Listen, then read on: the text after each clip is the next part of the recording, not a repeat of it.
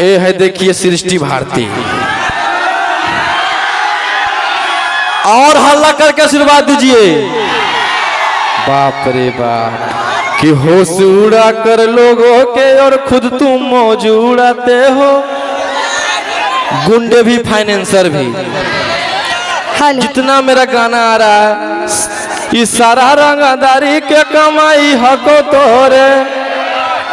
ठुमका पे झुमका जेल जितना मेरा गाना आ रहा है सब में सृष्टि गा रही है। यही तो पावर है, यही तो पावर है। मगे में यही से पावर शुरू होता है, यही से खत्म होता है। डर लगता है गुजरने में पटना के सड़कों से, तेरे गैंग के सारे खून हार लड़कों से। अरे कोई ना हो सीधा साधा यह सब लड़ाकू हो।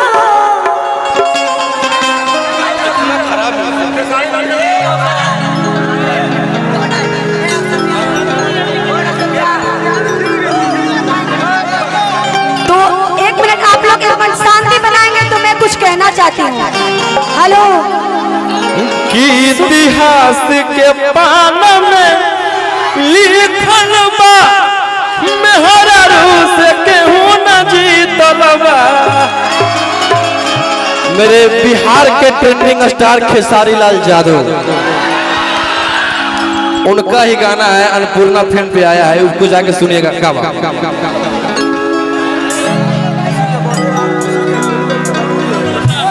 और गोलू बाबू के भागने का आज भगनी खुशी बाबू का जन्मदिन है आज।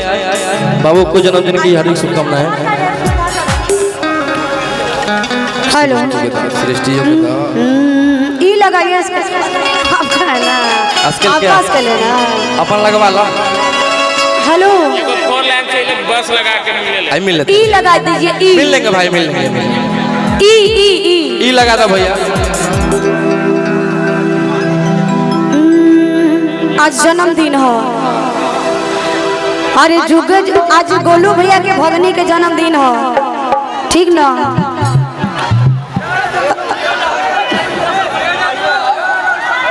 Hello hello hello.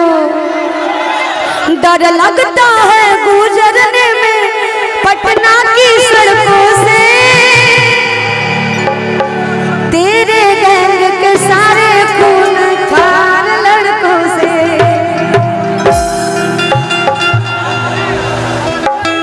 थोड़ा शांति बना के सुनो ना तो हमनियों के गावे में अच्छा लगे।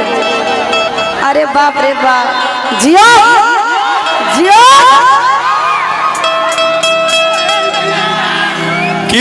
कि कोई ना हो सीधा साधा यहाँ सबे लड़ाकू हो। अरे एक हाथ में हथियार एक हाथ में चाकू हो। आज तना से रही पटना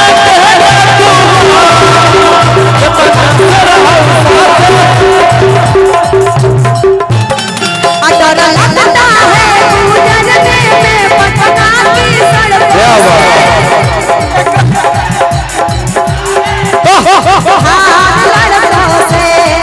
अरे कोई ना हो सीधा साधा यह सब लड़ाकू हो।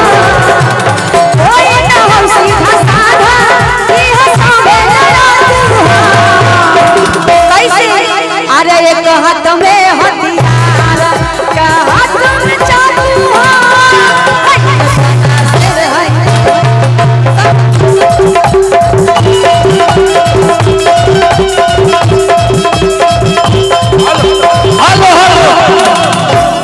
कि भोर भी लड़ले के घूमे अतुहा भोर नहीं लगा।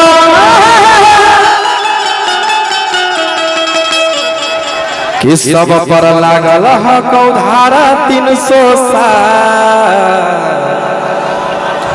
तोरा उठाई ले बौछौरी रे तोरा। कि कखन की करबौ भरोसा नहीं हो नहीं लबा। कि फोर भी लड़ले के दौड़ो थोड़ा लाइन बा।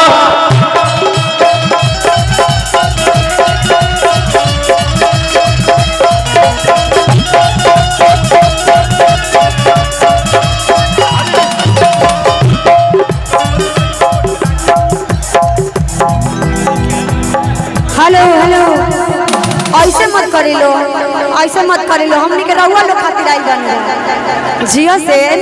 और सृष्टि नेक्स्ट मंथ मेरी बहुत ही प्यारी मूवी आ रही है। मूवी का नाम क्या है? थोड़ा हल्ला करके बताइए लो। वाह वाह, रोशन रोही, यह न बोलते हैं रोशन रोही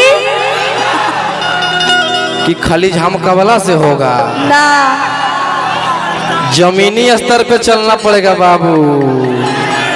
ये पब्लिक का प्यार पाना पड़ेगा। कोई बोलते ही रे। तो हाँ, पटना के बातें अलग है भैया। चलिए आप लोग ऐसे ही आशीर्वाद प्यार बनाए रखिए और गाओ।